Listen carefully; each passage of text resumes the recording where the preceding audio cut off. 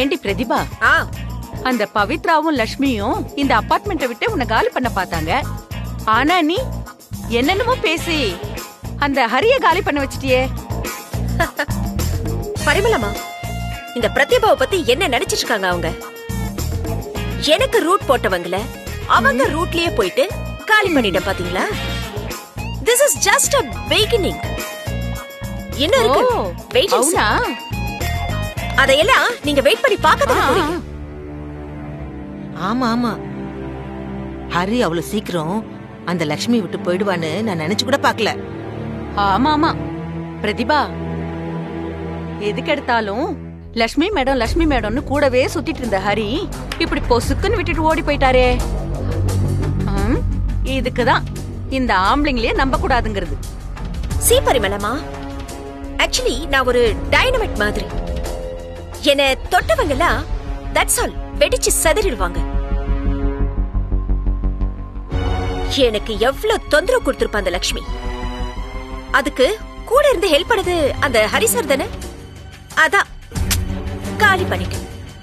అవునవును, అన్నికి మీటింగ్ లే నీ కేள்வி కేటల్ల அப்பவே నాకు మనసులో అయింది నువ్వు ఫుల్ ఫామ్ లో ఉన్నావని. ஏதாவது ஒரு விக்கெட்ட காலி பண்ணாம போக மாட்டேன்னு புரிஞ்சு போச்சு. அதே மாதிரி பண்ணிட்டல்ல, சூப்பர். அடுத்தது யாரு? வேற யாரு? லக்ஷ்மி தான்.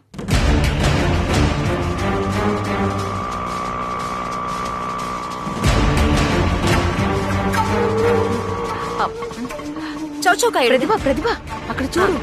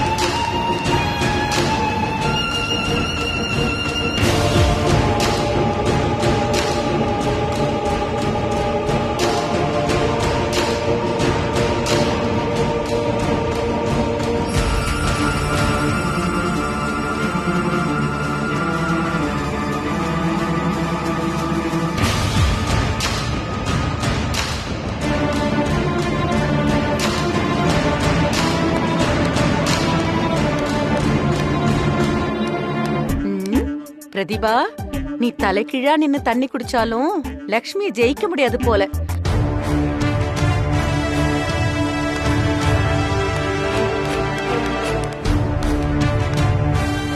ஏன் சார் நின்னுட்டீங்க? இவங்க எல்லாரும் கேள்வி கேட்பாங்கன்னு நினைக்கிறீங்களா? சார், நீங்க பதில் சொல்ற அளவுக்கு இவங்க வர்த் இல்ல, கேள்விகள் கேட்கிற அளவுக்கும் இவங்க வர்த் இல்ல. வாங்க சார் போலாம், வாங்க.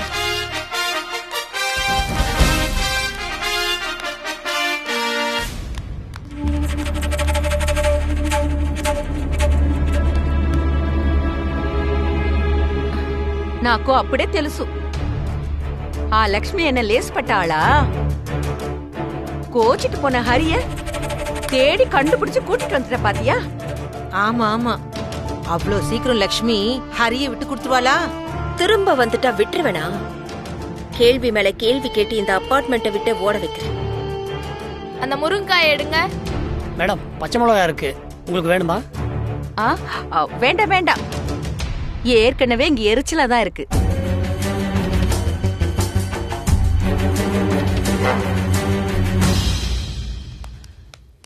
ஓ, அன்ன செல்ல குட்டி, சிச்சு என்னடா? ஹலோ மேடம், என்ன இப்படி பண்ணிட்டீங்க? இத்தனை நாளா ஏன் வரல?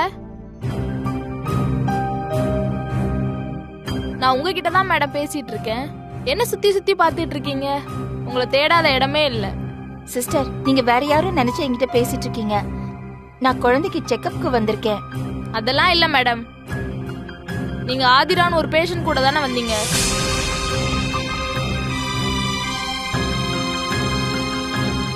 ம், இந்த குழந்தை ஆதிரா குழந்தை தானே? ம். அப்ப நான் சரியாதான் மேடம் பேசிட்டு இருக்கேன். உங்களால இங்க பெரிய பிரச்சனையே ஆயிடுச்சு மேடம். சரி மேடம், வாங்க என் கூட. நான் டாக்டரை பார்க்கறதுக்காக வந்திருக்கேன். அதுக்கு தான் அப்பாயின்மெண்ட் வாங்கியிருக்கேன். நான் டாக்டரை பார்த்துட்டு அப்புறமா வரேன். மேடம், உங்களுக்கு அப்பாயின்மெண்ட்டே இல்லாம டாக்டரை பார்க்க நான் அரேஞ்ச் பண்றேன். இப்போ குழந்தைய தூக்கிட்டு என் கூட வாங்க மேடம். சரி.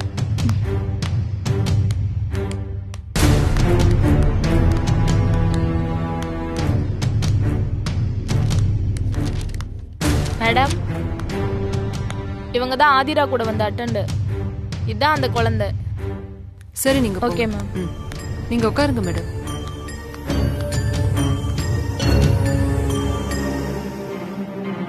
ஏன் மேடம், உங்க இஷ்டத்துக்கு நீங்க குழந்தைய தூக்கிட்டு போயிட்டீங்க. நீங்க யாரு என்னன்னு எந்த டீட்டெயிலுமே இல்லாம நாங்க தவிச்சு போயிட்டோம். ஏன் மேடம் இப்படி பண்ணீங்க? நீங்க ஏன் இப்படி பேசுறீங்க? எனக்கு ஒண்ணுமே புரியல. ஆதிரா இறந்து போயிட்டா. அவ தான் என்கிட்ட குழந்தைய கொடுத்துட்டு போயிட்டா. அதனாலதான் இந்த குழந்தைய நான் தூக்கிட்டு போனேன். இதுல என்ன மேடம் இருக்கு? என்னம்மா இவ்ளோ சாதாரணமா சொல்லிட்டீங்க? இது எவ்ளோ பெரிய தப்பு தெரியுமா? பிரசவத்தப்போ குழந்தை பிறந்து பேஷண்ட் இறந்துட்டாங்கன்னா நாங்க அதை உடனே போலீஸ்க்கு இன்ஃபார்ம் பண்ணணும். காஸ் ஆஃப் டெத் என்ன, குழந்தைக்கு ஏதாவது ஹெல்த் இஷ்யூ இருக்கா, அதை யார்கிட்ட ஹேண்ட் ஓவர் பண்றோம், இந்த மொத்த டீட்டெயிலையும் கவர்மெண்ட் கிட்ட நாங்க சப்மிட் பண்ணணும். ஆதிரா விஷயத்துல அவ ஆர்ஃபன்ங்கிறதுனால அது இன்னும் பெரிய சிக்கல்.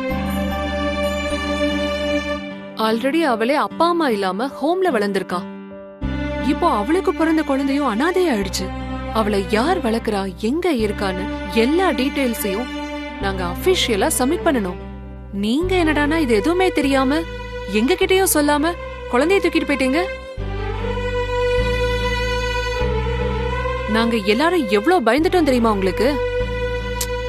இதெல்லாம் எனக்கு தெரியாது மேடம். நான் வேணும்னு எதுவுமே பண்ணல. சரி மேடம், இப்பவாவது வந்தீங்களே. நீங்க கீழே பேஸ்மெண்ட்ல அட்மின் ஆபீஸ் போய் பாருங்க. அங்க ஹாஸ்பிட்டல் கவுன்சிலர் இருப்பாரு. உடனே பாருங்க.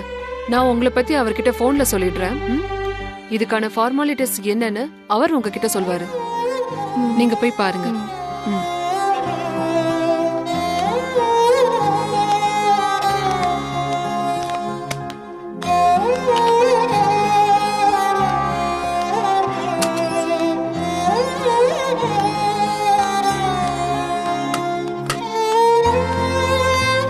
சார், வாங்க மேடம், உட்காருங்க.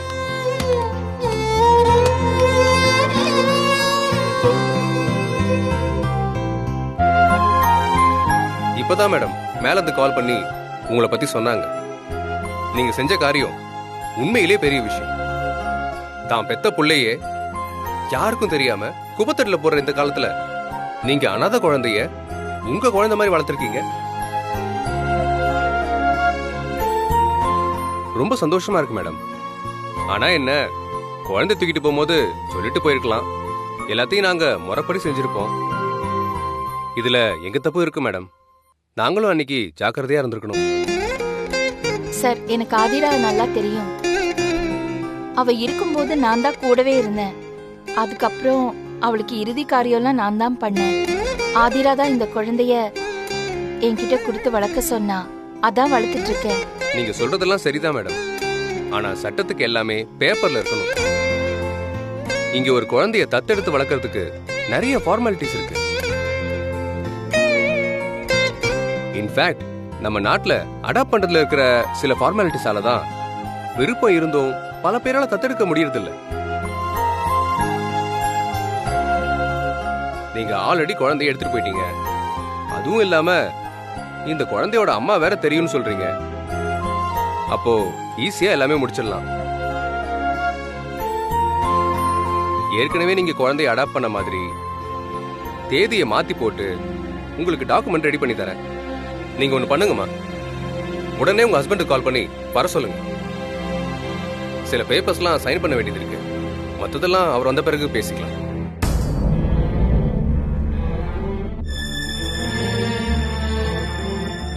என்ன மேடம், ஹஸ்பண்ட் ஊர்ல இல்லையா? நாளைக்கு வந்ததும் வர சொல்லிடுங்க மேடம், ஒன்றும் பிரச்சனை இல்லை. இல்ல சார், இதுல நான் மட்டும் கையெழுத்து போட்டு முடிக்க முடியாதா? இல்ல மேடம், அப்படி எல்லாம் பண்ண முடியாது. ஏன், இதுல உங்க ஹஸ்பண்டுக்கு விருப்பம் இல்லையா?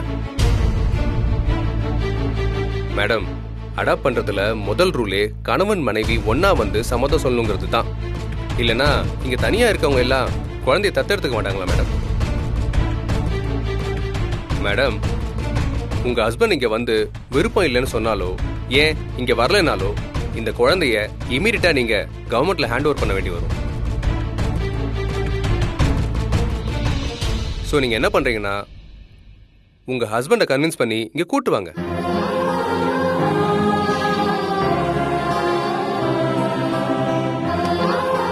இதுல உங்க அட்ரஸ் எழுதுங்க.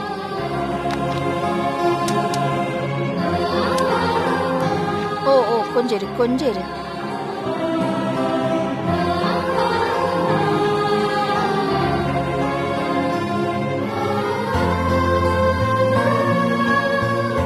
அழாதடா செல்லம். மேடம், இந்த குழந்தைய பார்க்கும்போதே தெரியுது நீங்க அது மேல எவ்வளவு அன்பா இருக்கீங்கன்னு. அந்த ஒரு காரணத்துக்காக தான் நீங்க குழந்தை எடுத்துட்டு போறதுக்கு நான் அலோவ் பண்றேன். இல்லைன்னா குழந்தை இங்கேயே விட்டு போக சொல்லிருப்பேன். தப்பா எடுத்துக்காதீங்க, ரூல்ஸ் அப்படி. அப்புறம் மறக்காம உங்க ஹஸ்பண்ட் நாளைக்கு அழைச்சிட்டு வாங்க.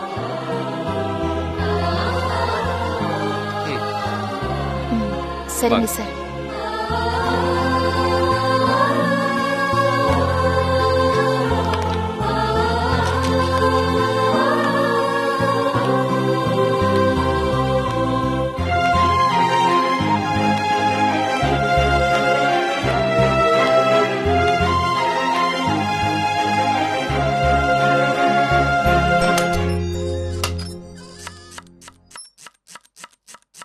மாஸ்டர், மாஸ்டர், இட்லி நல்லா இல்லைன்னு ஒருத்தவங்க கம்ப்ளைண்ட் பண்றாங்க.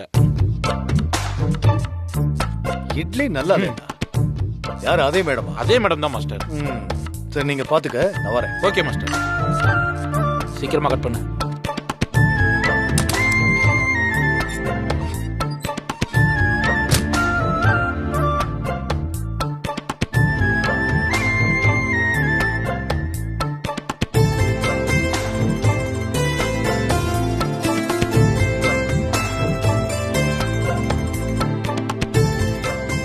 சொல்லுங்க மேடம்.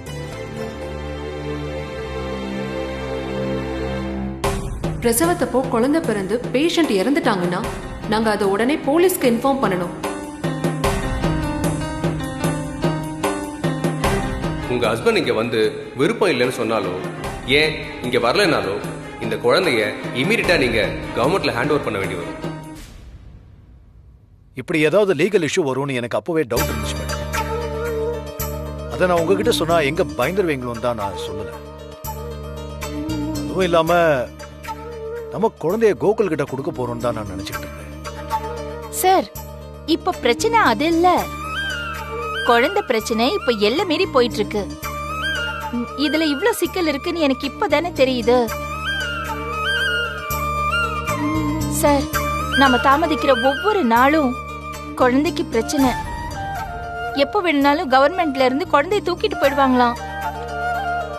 ஐயோ, அப்புறம் கோர்ட்டு கேஸ்னு அலைஞ்சு குழந்தைய மீட்கிறதுக்குள்ள குதிரை கொம்பா போயிடும் மேடம். ஆமா சார், அவங்களும் அதத்தான் சொன்னாங்க. பிரச்சனை வரத்துக்குள்ள குழந்தையோட அப்பா அம்மா நாங்க தான் குழந்தைய நாங்க சேஃபா வளர்ப்போம்னு ஒரு சைன் பண்ணி முறைப்படி தத்தெடுக்கணுமா.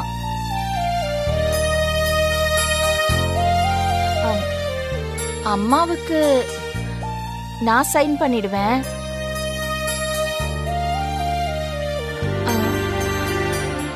அப்பாதான்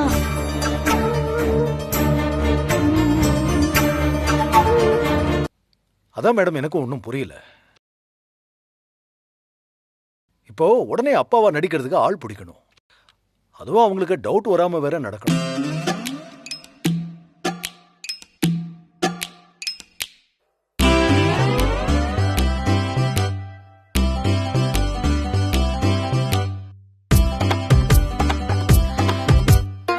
அதுக்காக ரோட்ல போறவன் வரவனை எப்படி சார் அப்பாவா நடிக்க சொல்றது?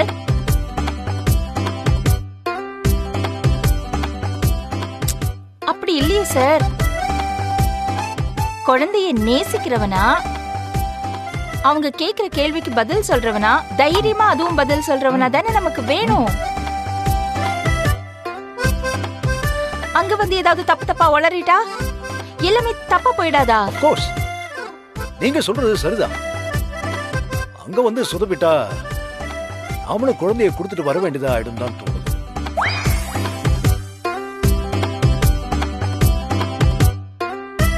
என்ன இவர் இப்படி யோசிக்கிறாரு? இந்த மாதிரி தியாகத்தை எல்லாம் உங்களை தவிர வேற யார் பண்ணுவா? நானே வந்து அப்பான்னு கையெழுத்து போடுறேன்னு சொல்லுங்க சார். இவரெல்லாம் வச்சுக்கிட்டு மேடம், எனக்கு ஒண்ணு தோணுது. நான் ஒண்ணு சொல்றேன், அது சரியா வருமானு கொஞ்சம் பாருங்க. சொல்லுங்க சார். பேசாம சந்தோஷ் பவிய அப்பா அம்மானு சைன் பண்ண சொல்லிட்டா அது எப்படி இருக்கும்?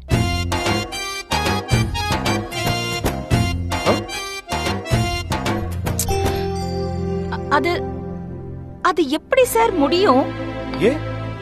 ஏன் முடியாதுங்கிறீங்க?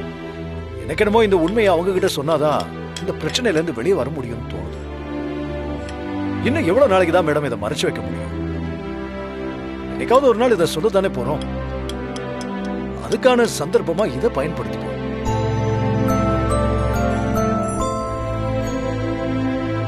இல்ல மேடம், குழந்தைக்கான லீகல் பிரச்சனையும் தீந்துரும்.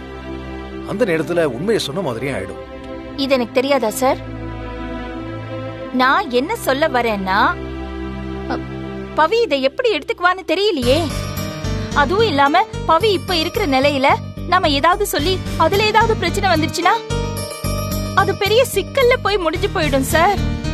மேடம், முதல்ல இப்படி பயப்படுறத நிறுத்து. எதுவுமே நம்ம நினைச்ச மாதிரி நடக்காது. நடக்கிறது தான் நடக்கும். அது நமக்கு சாதகமா இருந்தா சந்தோஷப்படுவோம், பாதகமா இருந்தா வருத்தப்படுவோம். நாம இதைத்தான் செய்வோம். எனக்கு என்னவோ இதை சொல்றதுதான் சரியா இருக்கும்னு தோணுது. வேற வழி எனக்கு தெரியல மேடம். நீங்க தைரியமா போய் சந்தோஷ் கிட்ட பேசுங்க. எல்லாம் நல்லதே நடக்கும். பாருங்களேன், அப்புறம் என்ன நடந்தாலும் பாத்துக்கலாம். நான் என்ன சொல்ல வரேன்னு உங்களுக்கு புரியவே இல்லல? புரியுது மேடம், அதனாலதான் சொல்றேன். நீங்க தைரியமா போய் சந்தோஷ் கிட்ட பேசுங்க. சந்தோஷ் புரிஞ்சுப்பா. நீங்க பாருங்களேன், நீங்க தைரியமா போங்க. அட போங்க, என்ன நடக்குதுன்னு பாத்துடலாம். உங்க ஹோட்டல்ல இட்லி சுத்தமா சரியில்லை, பொங்கலும் சரியில்லை, இட்லியும் சரியில்லை.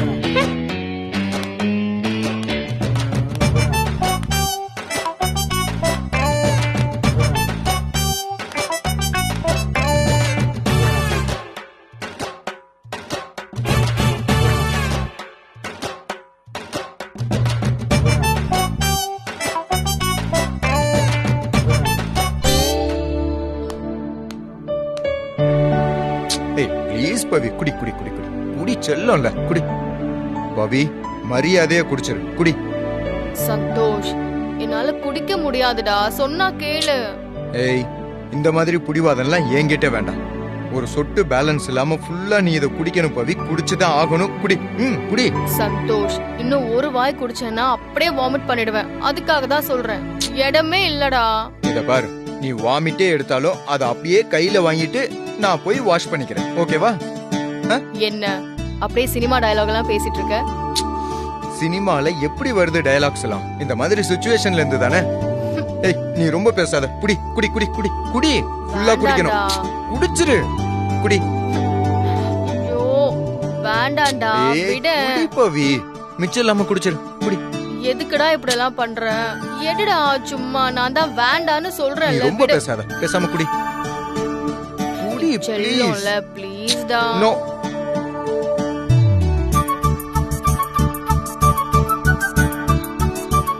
நான் சொல்றத கேளு ப்ளீஸ் பவி, குடி குடி குடி குடி குடி, செல்லம்ல குடி. அவ்வளவுதான், அப்படிதான் அப்படிதான், குடி குடி.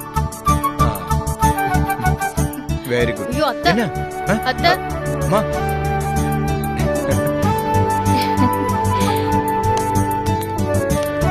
அத்தை எப்ப வந்தீங்க அத்தை? தோ இப்பதான் வரேன். சந்தோஷ் பவிய அப்பா அம்மானு சைன் பண்ண சொல்லிட்டா அது எப்படி இருக்கு?